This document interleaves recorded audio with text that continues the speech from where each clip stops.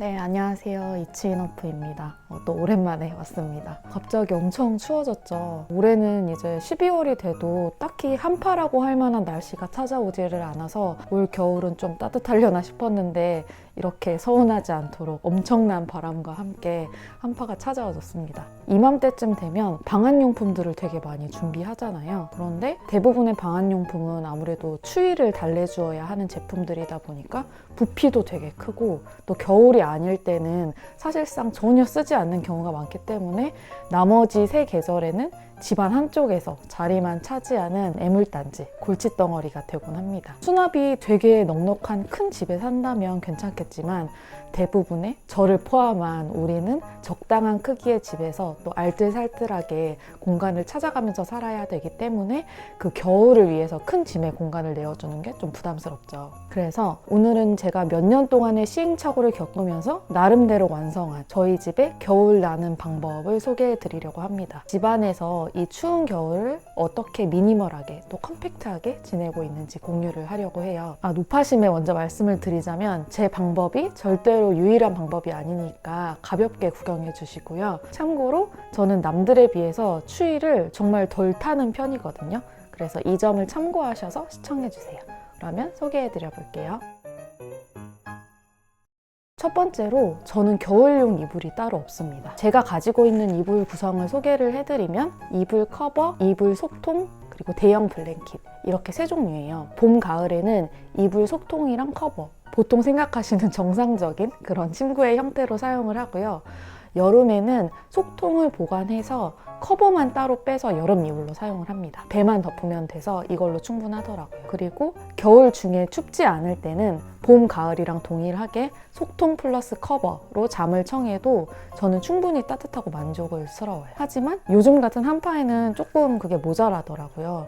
그럴 때는 따로 겨울용 이불을 가지고 오는 게 아니라 지금 제가 말씀드렸던 속통 플러스 커버에다가 그 위에 포근한 대형 블랭킷을 하나 올려줍니다. 이러면 극세사 이불 못지않게 따뜻해져요. 우리가 보통 옷을 입을 때도 두꺼운 걸 한 겹 입는 것보다 얇은 거 여러 겹을 입는 게 그 각층의 공기로 보온 역할을 해주기 때문에 훨씬 따뜻하다고 하잖아요. 제가 침구를 만드는 방법도 같은 원리입니다. 저는 무조건 두꺼운 극세사 이불을 덮어서 답답해하는 것보다 가볍게 블랭킷을 추가하고 개면서 내 침대의 온도를 조절해주는 것이 저는 훨씬 효율적이라고 느껴졌어요. 제 수면 만족도도 높고요. 무엇보다도 겨울이 아닐 때 제가 보관해야 하는 이불은 지금 보면 그 극세사 이불이 아니라 블랭킷 정도이거든요. 보관 공간이 비교도 안 되게 줄어듭니다. 세탁이랑 건조도 극세사 이불에 비해서 훨씬 편하고요. 저는 참고로 전기 담요도 사용하지 않거든요. 그 미세한 전류가 흐르는 느낌이 싫어서 어릴 때부터 별로 안 좋아했는데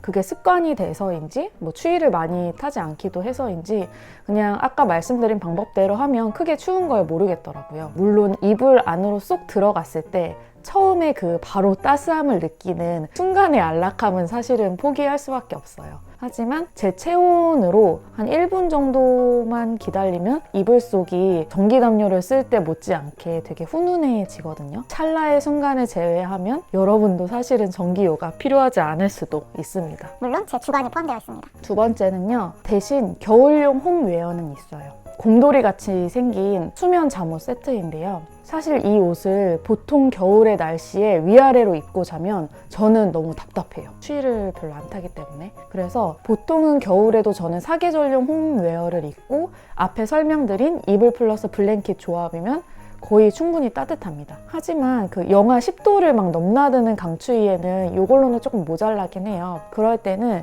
이 곰돌이 잠옷을 입고 거기에다가 이제 이불 블랭킷 조합을 올려주면 상당히 따뜻합니다. 사실 올겨울 들어서 어젯밤에 이렇게 처음으로 잤는데요. 딱 좋더라고요. 잠을 자지 않을 때에도 집의 온도가 살짝 쌀랑하다 싶으면 이 옷을 입고 생활을 해요. 저희 집은 겨울에 실내 온도를 21도, 22도 정도에 맞춰두거든요. 그래서 집안이 후끈후끈한 적은 거의 없다고 보시면 됩니다. 대신 홈웨어와 수면 양말에 롱슬리퍼면 이 정도로도 딱 적정한 온도인 것 같아요. 세 번째로 난로 대신에 따뜻한 차를 마십니다. 저희 집에는 부모님이 주신 난로가 한 대 있기는 한데요. 거의 켜지 않고 생활을 합니다. 올 겨울에는 아직 개시도 하지 않았고요. 올겨울을 다 나면서 딱히 사용을 하지 않게 되면 처분을 하려고 생각 중입니다. 저에게 난로는 약간 전기담요랑 비슷한 느낌이에요. 순간적으로 엄청난 따뜻함을 선사하긴 하지만 이게 끄는 순간 오히려 더 추운 느낌이 들고 실내에서 이렇게까지 순간적인 난방이 나에게 진짜 필요할까? 라는 느낌도 저 개인적으로는 드는 것 같습니다. 사실 난로가 간절한 타이밍이 있어요, 따로. 첫 번째로는 자고 일어났을 때, 그리고 두 번째는 밖에서 돌아다니다가 귀가할 때, 이 두 타이밍인데요. 둘 다 약간 체온이 낮아져 있기 때문에 순간적인 불이 되게 간절한 타이밍인 것 같아요. 그래서 저는 이때 난로를 틀지 않고 따뜻한 커피나 차를 마십니다. 아침에는 그 잠도 깰 겸 드립 커피를 내려서 마시고요. 오후에는 따뜻한 보리차나 보이차를 마셔요. 겨울이 워낙 건조하기도 하잖아요. 그래서 많은 수분을 섭취하는 게 몸에도 도움이 될 뿐더러 이제 따뜻한 물이 몸 안으로 들어가면 자연스럽게 이제 몸을 데펴주면서 체온이 상승하는 것 같아요. 그래서 추위가 서서히 가시는 것도 경험을 할 수 있습니다. 밖에서 쬐어주는 난로보다는 조금 더 자연스럽고 또 몸에도 좋은 것 같아서 저는 겨울마다 따뜻한 물 먹는 하마가 됩니다. 제가 미니멀리스트로서 겨울을 나는 방법을 좀 소개해 드려봤어요. 기본적으로 저는 아주 뜨뜻하거나 후덥지근한 걸 싫어하는 체질이에요. 그리고 겨울에는 코 정도는 살짝 시려야 겨울답기도 하고 면역력에도 좀 도움이 되지 않을까라고 느끼는 좀 나름 신기한 체질이라 가능한 방법들일지도 모르겠어요. 한 집에 같이 사는 남편은 여전히 전기 담요가 있고 난로를 좋아하기도 합니다. 하지만 올해는 웬일인지 전기담요 없어도 지낼만 하다고 하고 난로도 찾지 않네요. 절 닮아가는 걸까요? 그렇기 때문에 무조건 극세사 이불과 난로는 없어져야 된다. 뭐 이런 거는 절대로 아니에요. 대신에 부피가 큰 겨울 물건들, 방한용품들이 늘 마음의 짐이고 또 저처럼 추위를 많이 타시지 않는 체질이라면 제가 사용하는 방법도 일부 한번 참고를 해보셔서 각자의 몸의 온도에 맞는 보온 방법을 찾아서 적당히 따뜻한 겨울을 보내셨으면 합니다. 그럼 또 제 소소한 삶 중에 여러분들께 공유할 만한 거리를 찾아서 곧 찾아오도록 하겠습니다. 추운 날씨에 건강 유의하시고요. 또 만나요. 안녕.